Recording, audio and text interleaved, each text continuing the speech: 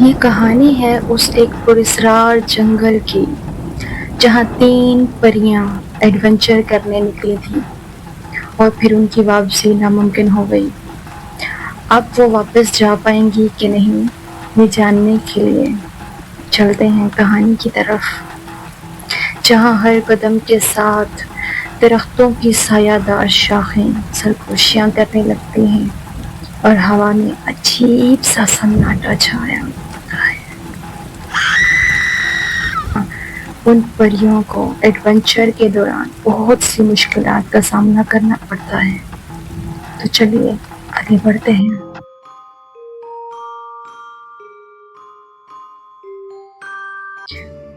एक जमाने की बात है, जादू और नेकियों की दुनिया में एक खूबसूरत सा महल जिसमें 4 परियां जो कि बहनें थीं रहा करती थीं। मैरी, शिजी, एनी और मानो मेरी सबसे खूबसूरत थी, लेकिन बदकिस्मती से वो इन तीनों की सौतेली बहन थी। उसे हमेशा घर के सारे काम करवाती, झाड़ू, बर्तन, खाना पकाना सब कुछ वही करती थी, जबकि बाकी तीनों शीशे के आगे हमेशा खड़ी रहती, तैयार होती रहती, अपनी शुगल मेले में लगी रहती। मैरी के पास एक जादुई लॉकेट था जो उसकी माँ ने उसे मरने से पहले दिया था, जिसमें जंगल के राज दफन थे। वो लॉकेट उसके लिए सब कुछ था, उसकी मोहब्बत, हिफाजत और माँ की याद। एक दिन तीनों बहनों शिजी, मानो और एनी ने एक प्लान बनाया। चलो ना यार, एडवेंचर करने चलते हैं, पास वाले जंगल में चलते हैं। लेकिन उन्हें क्या पता था कि आगे कौन सा एडवेंचर उनका वेट कर रहा है।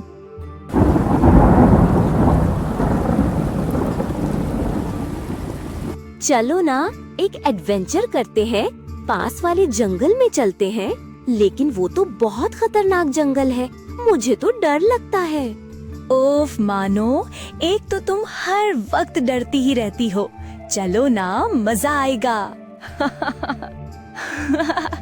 मत जाओ, वो जंगल ठीक नहीं है। मैंने वहाँ के बारे में बहुत सुना है, वहाँ मत जाओ। हाय हाय, तुम हमारी नानी मत बनो। हमें जो करना है हम करेंगे, तुम डरती रहो और घर पर ही रहो।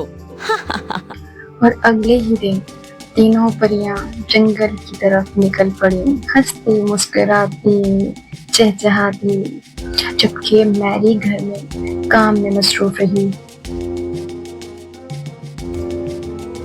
सुबह के टाइम तो जंगल बहुत ही खूबसूरत लग रहा था, लेकिन जैसे जैसे वक्त गुजरता गया अंधेरा बढ़ने लगा और अजीब सी आवाजें आने लगी।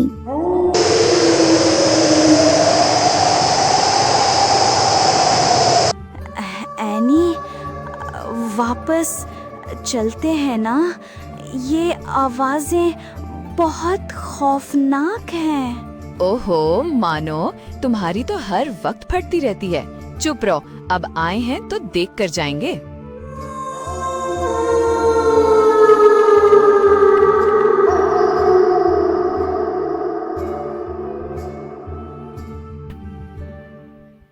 चलते चलते जब थोड़ा आगे बढ़ी तो अचानक से मानो की नजर एक पुरानी सी गुड़िया पर पड़ी जो जमीन पर पड़ी हुई थी, काफी पोसीदा हालत में लग रही थी। ओह, ये गुड़िया बहुत भूतनी लग रही है। मैं तो नहीं उठा रही।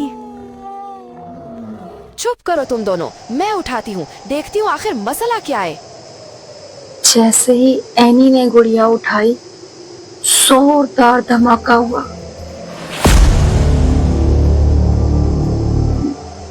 अचानक बारिश शुरू हो गई और बादल गरजने लगे। मौसम शुक्र है मैंने नहीं छुआ इसे, वरना मेरी तो पहले ही फट रही थी। चुप करो मानो, एक तो तुम्हें हंसी भी गलत वक्त पर आती है, ये मजाक का वक्त नहीं है। और कुछ ही देर में एक खौफनाक आवाज गूंजी। हम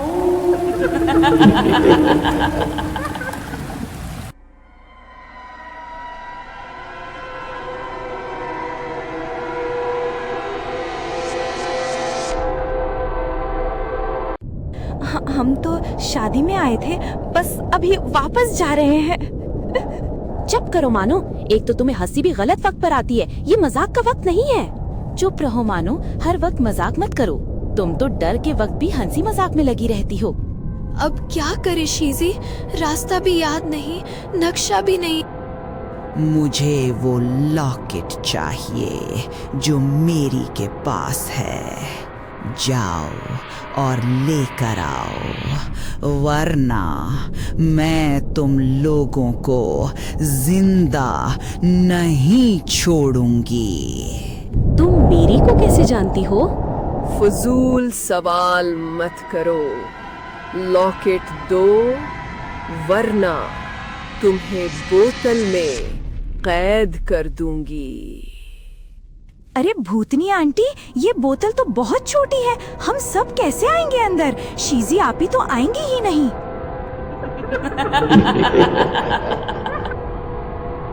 उफ, भूतनी आंटी आहिस्ता हंसे, हम बहरे नहीं हैं।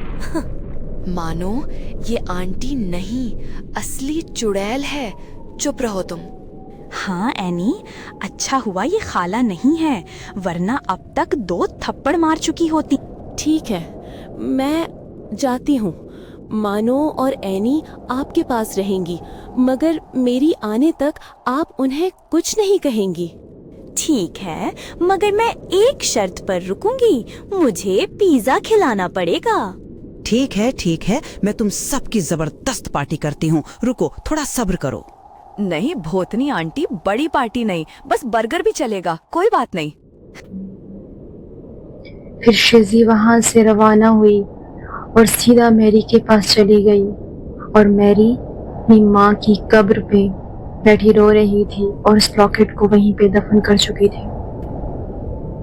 शिजी ने मैरी को सारा वाकया बयान किया और उसे बताया मैरी, कि एनी और मानो को उस चुड़ैल ने पकड़ लिया है और वो तुमसे लॉकेट मांग रही है। आखिर ये क्या माजरा है? सुन लो, ये राज बहुत पुराना है। इस चुड़ैल ने कभी हमारे गांव पर कब्जा किया था। लोगों की जिंदगियां अजाब बन गई थीं। कभी किसी का बच्चा गायब हो जाता, कभी किसी का जानवर। लोग तंग आ गए थे, मगर कोई हल ना मिल रहा था। फिर मेरी माँ एक जोगी से मिली और सारा माजरा उसने बताया।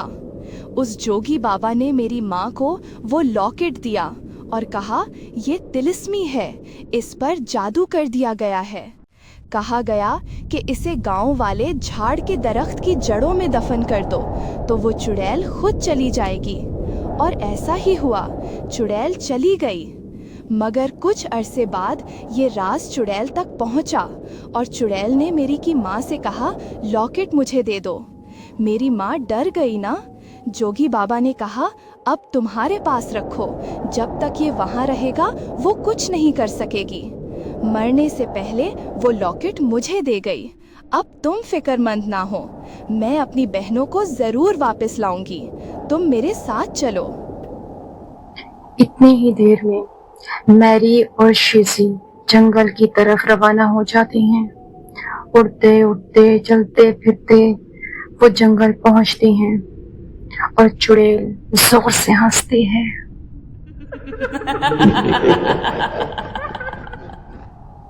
छोड़ दो मेरी बहनों को, वरना तुम्हारा अंजाम अच्छा नहीं होगा।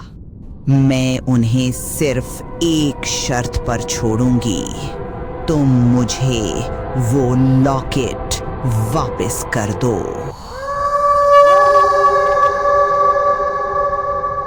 मेरी आपी, आप इसे लॉकेट दे दें, हम बाजार से नया ले आ देंगे।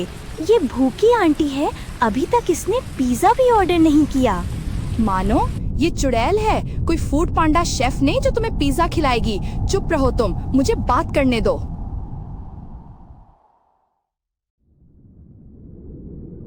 इतने में चुड़ैल की आंखों से रोशनी निकली। चुड़ैल की आंखों से रोशनी निकली और मैरी ने खुद को बचा लिया चुड़ैल बार बार हमला करती और मैरी उसका डिफेंस करती। फिर मैरी चुड़ैल पे हमला करती और चुड़ैल अपना डिफेंस करती। कुछ देर ऐसे उस जादुई लॉकेट की वजह से मैरी के पास एक ऐसी ताकत थी जिससे वो चुड़ैल का सत्यानाश करने के लिए काफी था। आखिरकार मैरी ने अपनी जादुई ताकत से चुड़ैल को ऐसा सबक सिखाया कि चुड़ैल पानी में गिरकर गायब हो गई और सब बहनें भागकर मैरी के गले लग गई। हमारी मेरी जीत गई, हमारी मेरी जीत गई, हमारी मेरी जीत गई, हमारी मेरी जीत गई, हमारी मेरी जीत गई। चुप करो, ये फुटबॉल मैच नहीं है बल्कि असली लड़ाई हो रही है। शुक्र है तुम हमारी बहन हो, वरना ये चुड़ैल तो हमें भूखा मार देती। हमने तो कहा था पिज्जा ऑर्डर करो, मगर उसने हमें डांट दिया, भूतनी कहीं की। अगर आपको मेरी खुद साख्ता लिखी हुई कहानी पसंद आई हो तो कमेंट में ज़रूर बताइए कि आपको कौन सा डायलॉग और कौन सा सीन ज़्यादा पसंद आया। चैनल को सब्सक्राइब कर दें, वीडियो को लाइक कर दें और अगर अच्छा लगे तो शेयर भी कर दें। Thanks for watching.